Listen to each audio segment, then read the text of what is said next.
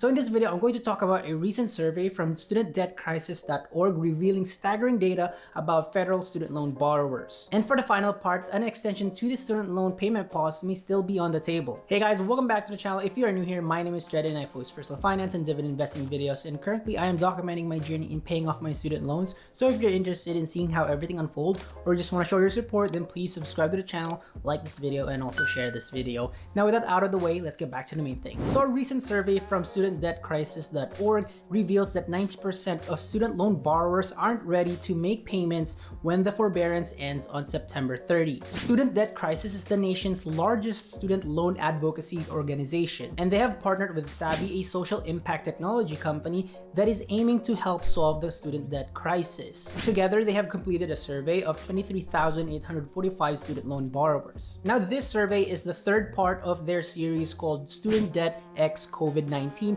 which looks into the impacts or the effects of the pandemic to student loan borrowers. According to the survey, 9 in 10 or 90% of borrowers are not ready to begin payments again on October 1, and that at least 65% won't be ready to resume paying until September of 2022. And because of that, there are those who aren't even sure when they will be ready to make repayments. Now, the survey doesn't exactly define what ready means, but in this case, we can already assume that ready is financially ready or psychologically or mentally ready, or maybe even both. I can sympathize to certain levels with this sentiment because it is not easy to make repayments or payments to your student loans when there isn't exactly a guarantee that you can do your job or your work safely. A lot of people want to work and make money, but the dangers of the virus still lingers. And then we hear about these different variants that may be even more dangerous than the ones that we know of right now. Now, yes, you can work from home, or if you're working outside and your workplace may have put some sort of health and safety precautions, but that's just pretty much it, just precautions. It doesn't exactly stop the virus from getting to you, and if you get sick, that could take a toll on you physically, mentally, or even financially. Now, aside from the uncertainty of that, quarantine has made us a little bit disengaged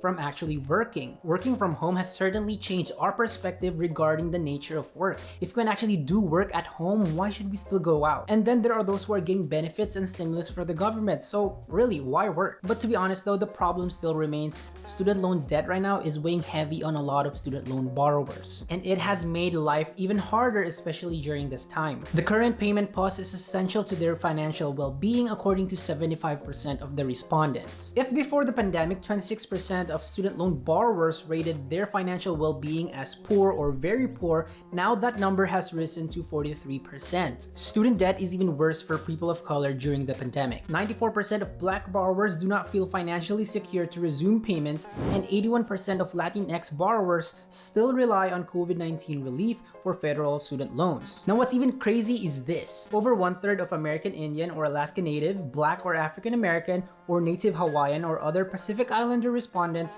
say that their loan servicer has never or not communicated updates at all. This means that they don't even know that their payments are going to resume this October 1. So imagine the stress that you're going to have to go through knowing that you still aren't financially or psychologically prepared for this change. You'll need to make changes to your lifestyle and, more importantly, your finances. But despite that though, there is some sort of shift in perspective happening. In this same survey, 86% said that the payment pause has made them more likely to support debt cancellation, and 52% said that they are more optimistic about their student loan situation with Biden's administration. So this begs me to go to this question: is there really a reason to become optimistic about student loan cancellation? Well, maybe there is, because in June there was a small development that happened, but it was not about student loan cancellation.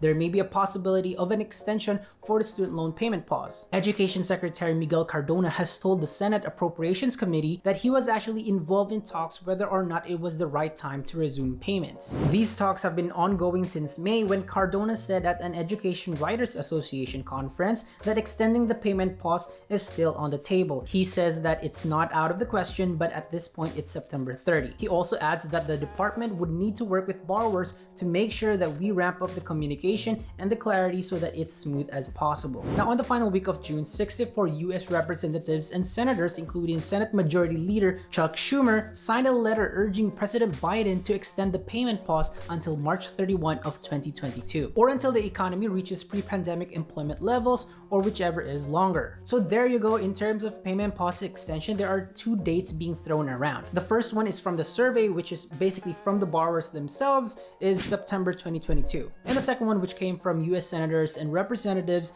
is March 31 of 2022. But this one is tied to the economic recovery. On another note, just this week, the Education Department just hired a student loans expert. Toby Merrill was hired as Deputy General Counsel under Education Secretary Miguel Cardona. Merrill founded the project of predatory student lending at the Legal Services Center of Harvard Law School in 2012. The project represents low-income borrowers in predatory lending cases against for-profit schools, and to this date has represented borrowers that resulted in almost $1 billion in student loan cancellation. Now, if you think this is familiar, I've mentioned this project in a previous video. They were also involved in representing former ITT student loan borrowers with $3 billion in loans who have yet to receive cancellation. Now, Senator Elizabeth Warren has used Merrill's research, saying that the president has the power to actually cancel up to $50,000 in student loan debt. This has been the primary agenda we've seen and heard from a lot of Democratic representatives and senators. Warren wrote on Twitter, "It's time for President Biden to